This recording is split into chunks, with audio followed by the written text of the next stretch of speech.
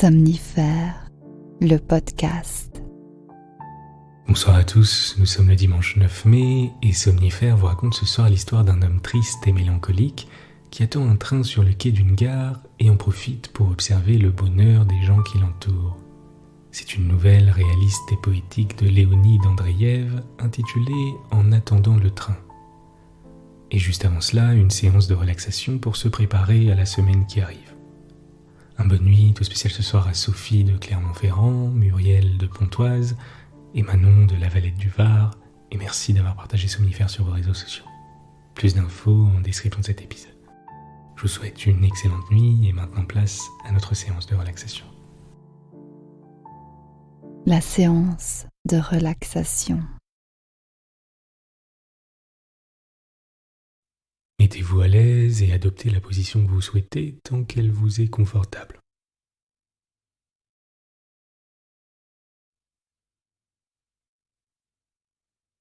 À présent, portez votre attention sur le sommet de votre tête et soyez simplement attentif aux sensations que vous ressentez à cet endroit.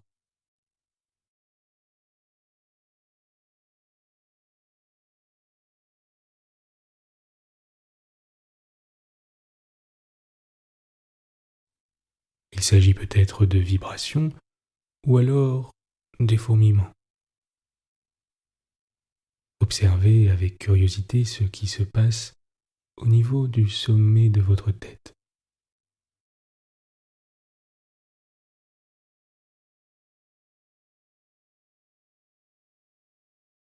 À présent, portez votre attention sur les appuis de votre tête avec l'oreiller.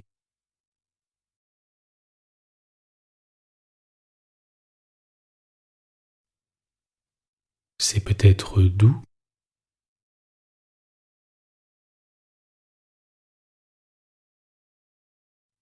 ou alors chaud, ou peut-être froid.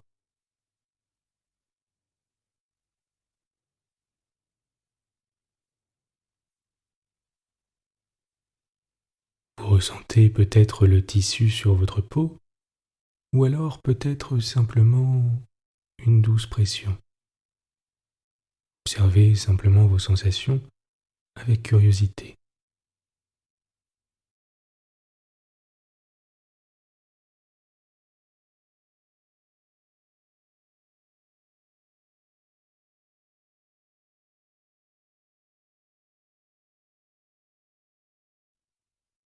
À chaque expire, votre corps s'enfonce davantage dans le matelas.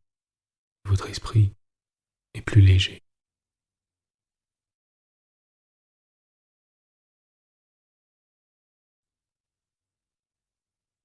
Détendez votre visage,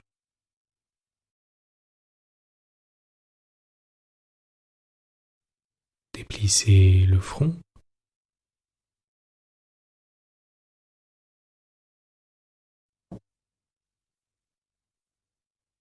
détendez le poing entre vos deux sourcils,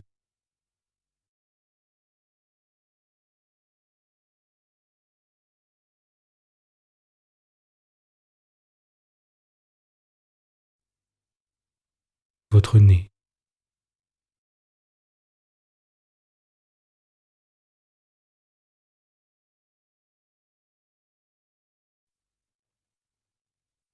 votre mâchoire,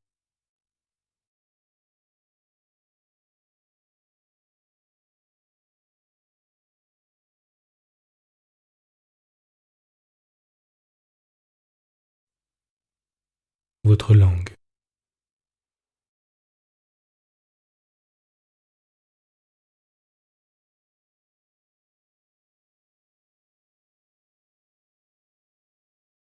À présent, portez simplement votre attention sur votre visage et à nouveau observez vos sensations, sans jugement, comme par curiosité.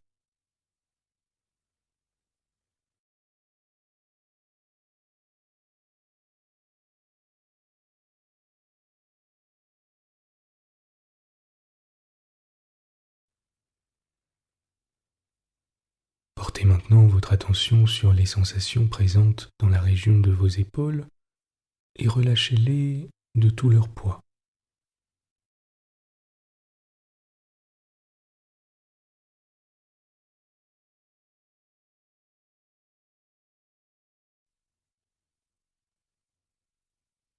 Abandonnez-les sur le matelas sans résistance.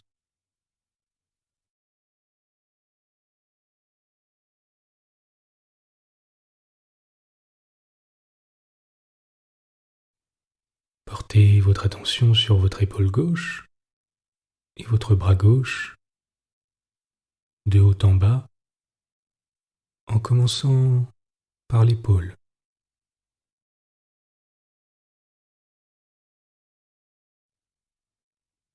Puis le coude,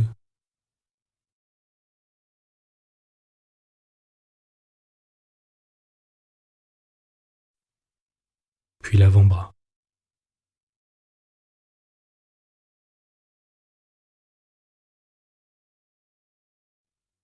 Puis la main. Observez toute sensation de vibration, de picotement, de fraîcheur, de fourmillement, de confort.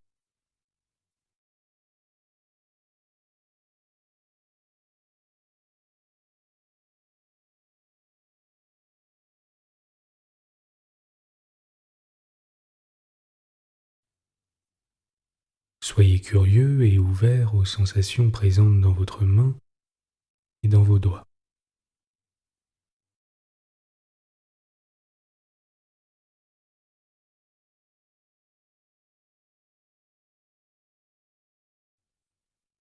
Laissez votre main se détendre complètement.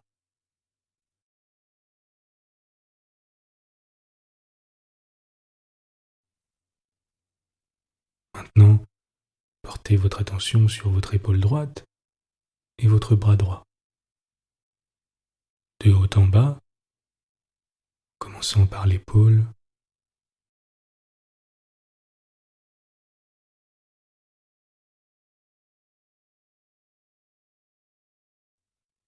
puis le coude,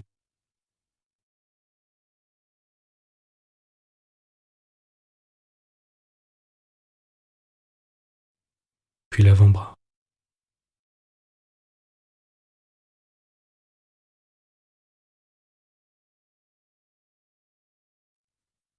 puis la main.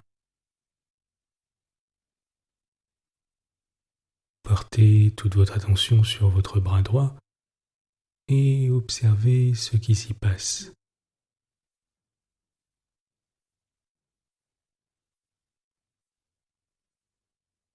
Peut-être que les sensations se concentrent au niveau de vos mains et de vos doigts. Peut-être les sentez-vous plus vibrantes que le reste.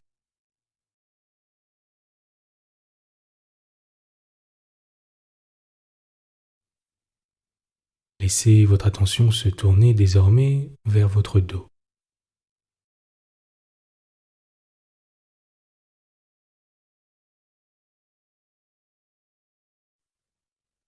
Si vous le souhaitez, prenez une grande inspiration par le nez et expirez par la bouche, à votre rythme.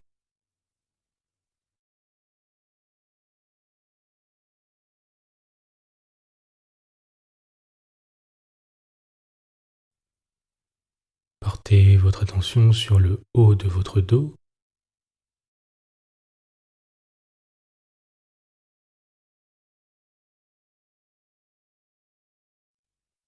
le milieu de votre dos,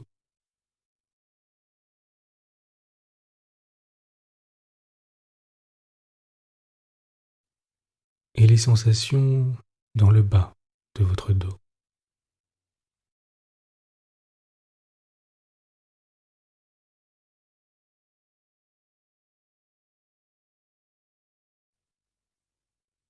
Si des pensées vous viennent à l'esprit, laissez-les simplement aller, comme des nuages, flottant dans le ciel.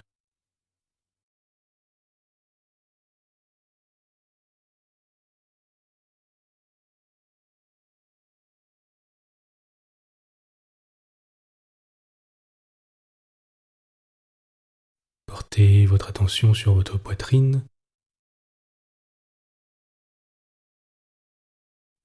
votre plexus solaire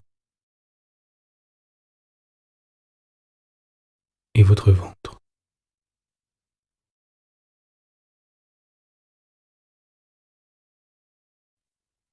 Si vous le souhaitez, commencez par respirer par le ventre afin de le masser.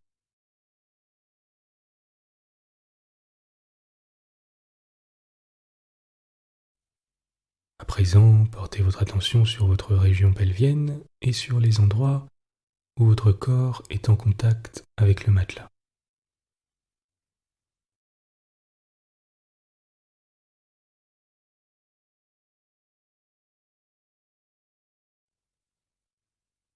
Portez doucement votre attention sur votre hanche gauche et sur votre jambe gauche, de haut en bas.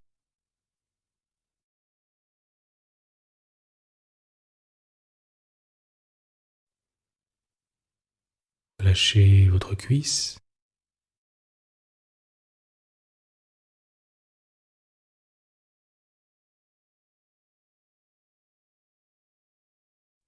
votre genou,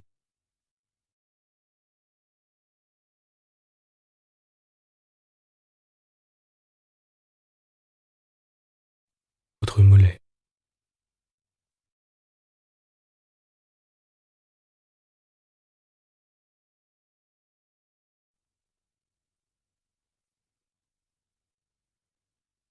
Observez simplement les sensations que vous pouvez y ressentir.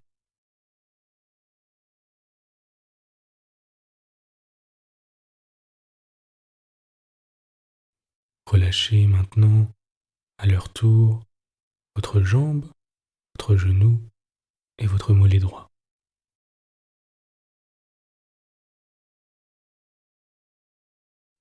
Relâchez votre hanche. Remarquez toutes les sensations que vous pouvez y ressentir.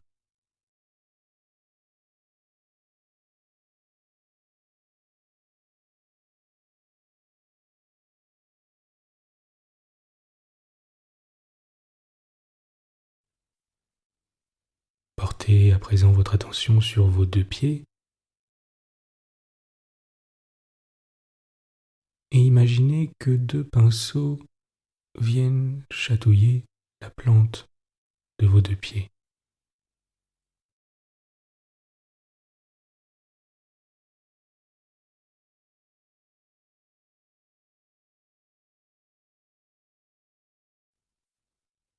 Ils semblent également former des lettres.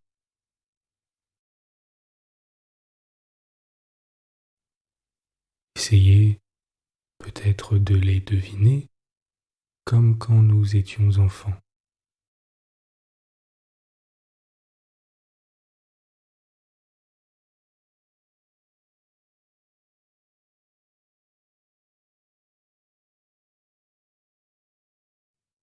Prenez à présent un moment pour ne rien faire d'autre que de constater votre état de détente, de tranquillité, et observez comme c'est agréable.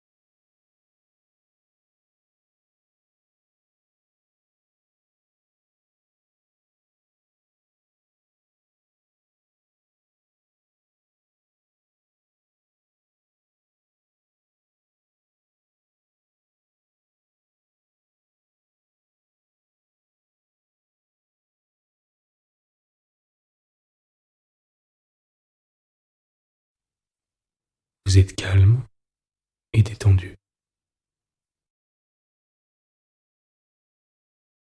L'histoire du soir. Léonide Andreïev, En attendant le train. J'avais dû quitter Moscou convoqué pour une affaire aussi désagréable qu'ennuyeuse que je terminais seulement vers 10 heures du soir. Fatigué, de mauvaise humeur, mais libre de cette préoccupation spéciale, je me dirigeai rapidement du côté de la gare en homme qui a constamment sur lui une liste de visites quotidiennes à faire par dizaines. Je murmurais, je maudissais. Qui, vraiment, je ne le savais pas.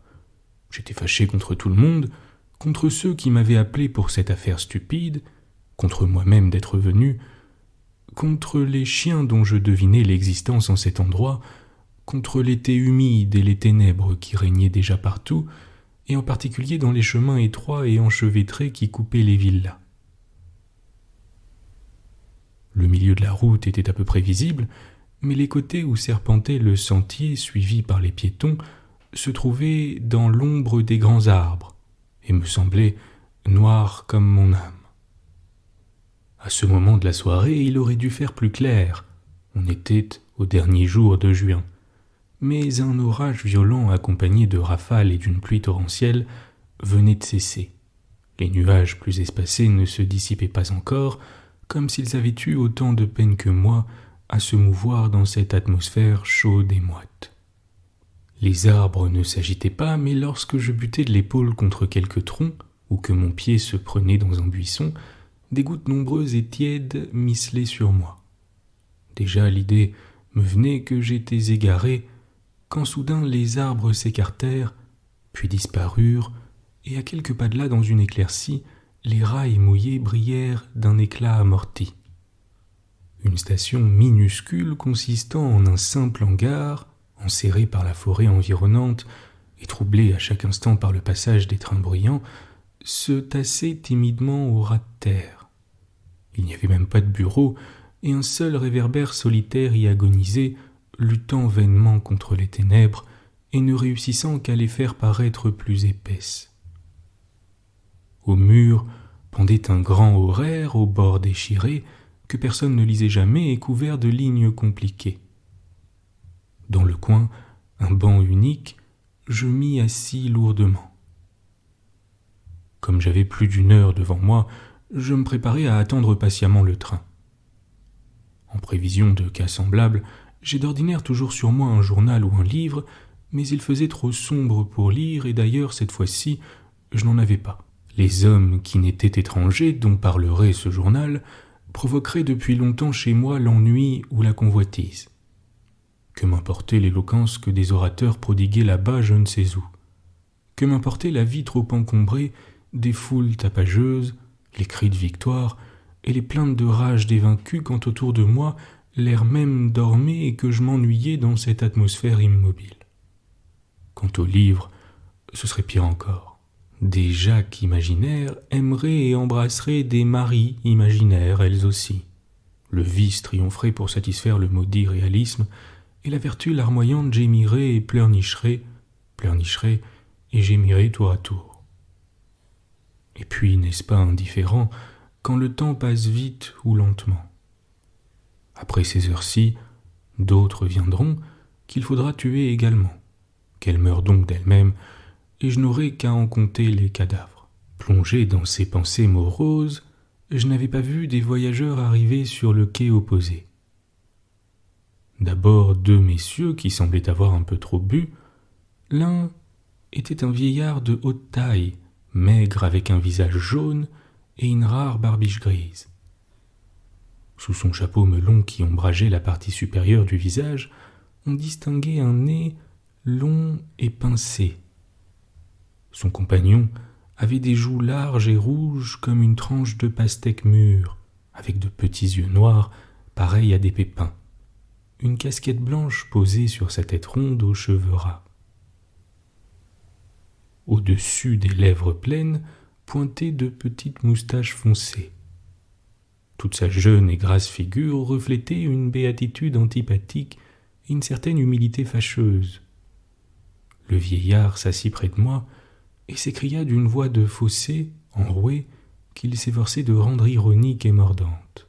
« Songez donc, camarades, vous êtes éreintés, Il faut bien réparer vos forces. De quelle façon? Il n'y a pas de buffet. Cela, c'est votre affaire. Frappez, et l'on vous ouvrira. Comment voulez-vous qu'on ouvre? Il n'y a que le mur. Pour appuyer ces paroles, le jeune homme donna un coup de poing à la paroi peu épaisse, qui rendit un son creux, puis il se rejeta en arrière avec un air qui semblait dire « Je voulais reculer depuis longtemps, je ne fais que profiter de l'occasion. »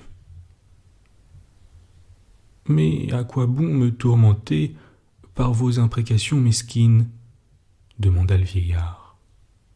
Il était rempli de politesse, d'ironie et de méchanceté, et des interruptions fréquentes dans ses phrases leur donnaient une force particulière. « J'ai un cœur d'or, je veux bien causer avec un honnête homme. Fumons ensemble, mon vieux. Cela c'est votre affaire, seulement je ne suis pas un vieux. Je suis Vassili Ignatitch, et ce n'est pas un porcelet ivre comme vous qui pourrait être mon ami. Mais vous n'avez pas bu, vous aussi, dit l'autre d'un ton vexé. Cela c'est mon affaire. Sur ces entrefaites, 2 autres voyageurs arrivés en même temps que ses compagnons s'arrêtèrent indécis. Allons-nous-en, Sacha, ils sont ivres. Cela ne fait rien. Ils sont inoffensifs, asseyons-nous là-bas dans un coin. Une femme de haute taille, enveloppée dans un manteau de toile grise, se dirigeait vers nous lentement, et celui qui répondait au nom de Sacha la suivit. Quand ils passèrent près du réverbère, la lumière éclaira un beau visage féminin et un jeune homme avec de longs cheveux.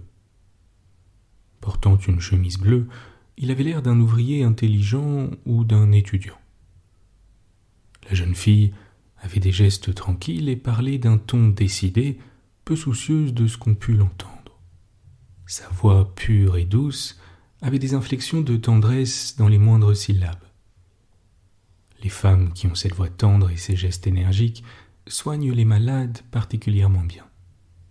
Ils s'assirent étroitement serrés l'un contre l'autre sur le manteau de toile étalé sur le plancher, et une main fine et blanche se posa sur l'épaule près de la tête aux cheveux en désordre.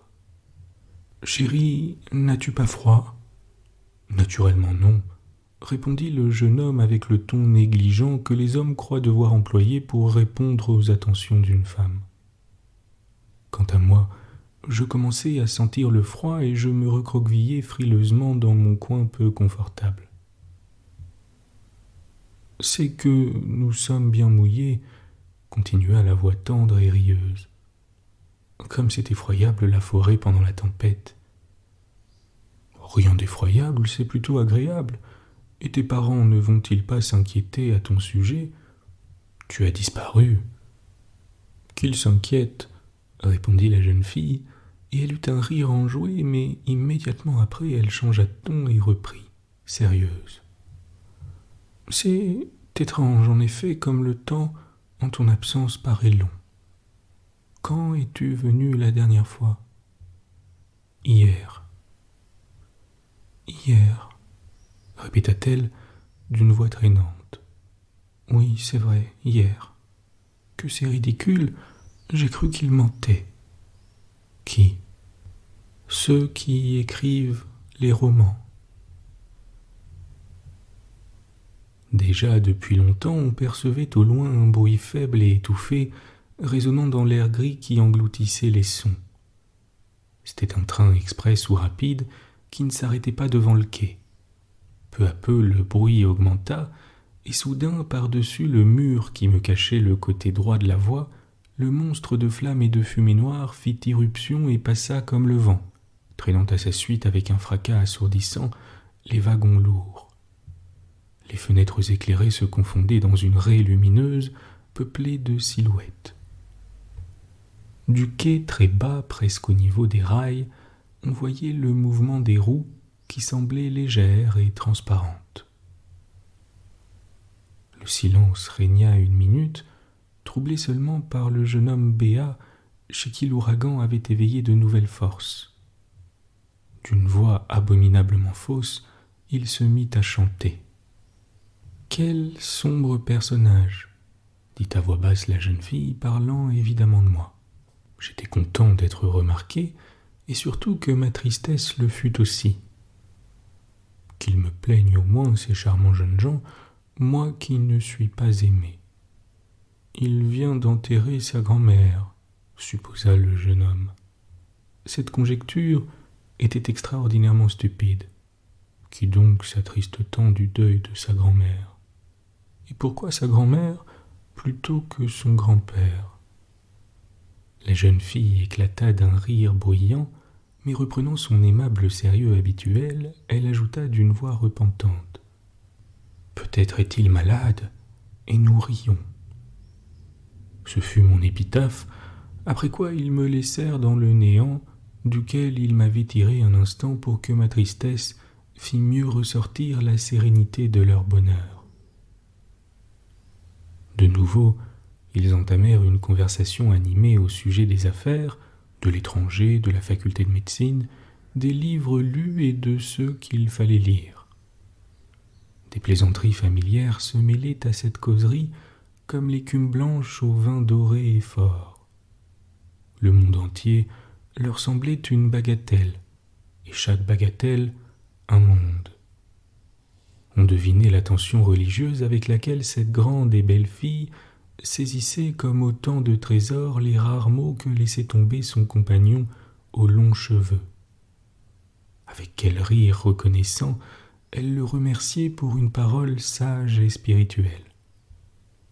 Cicéron aurait pu semer devant elle toutes les fleurs éclatantes de son éloquence immortelle, haine faire briller pour elle les perles de son ironie mordante et de sa tendresse mystique et passionnée. Dante pleurer et gémir à ses côtés, enfin, tous les grands cœurs et les grands esprits auraient pu déposer à ses pieds leurs offrandes. Cette belle jeune fille n'eût même pas tourné la tête vers eux, mais elle buvait avidement chaque parole du jeune homme. Elle riait, heureuse et reconnaissante, comme si tout ce qui l'entourait, et son amoureux et ses ivrognes grotesques, et ce personnage triste qui venait d'enterrer sa grand-mère, n'existait que pour la plénitude de son bonheur. Pour elle, nous n'étions pas des hommes vivants, nous n'étions que des ombres, des images. Comme le temps passe vite, dit-elle tristement. Et moi qui ne savais comment le tuer. Peut-être ma montre avance-t-elle, répondit le jeune homme. Une petite montre en or se rapprocha d'une plus grande en argent et les deux têtes se penchèrent au-dessus. Mais probablement les montres ne furent pas seules à se rapprocher, car la vérification de l'heure fut très longue. « Je crois que c'est juste, » dit la voix féminine troublée, avec un léger tremblement. « C'est juste, » affirma le jeune homme autoritaire. « Juste, comme le bonheur aveugle des gens. C'est faux, 1000 fois faux, et vous maudirez le jour où la grande montre sera si juste qu'elle vous reprochera toute seconde perdue, tandis que la petite, loin de vous, comptera de tristes et vides instants. » Les nuages se dispersèrent. À l'occident, en face de la station, apparut une raie claire dans un ciel pur et transparent. Les silhouettes des arbres dressaient leurs formes noires et comme découpées dans du carton. L'air devint plus sec et plus frais. Dans une villa voisine, on entendit les sons étouffés d'un piano que des voix harmonieuses accompagnaient. « Allons écouter, » dit la jeune fille en se levant vivement, et elle tira par la manche le jeune homme qui se redressa lourdement. Allons-y aussi et que le cœur glacé se dégèle tout à fait. On a chanté bien, comme on le fait rarement.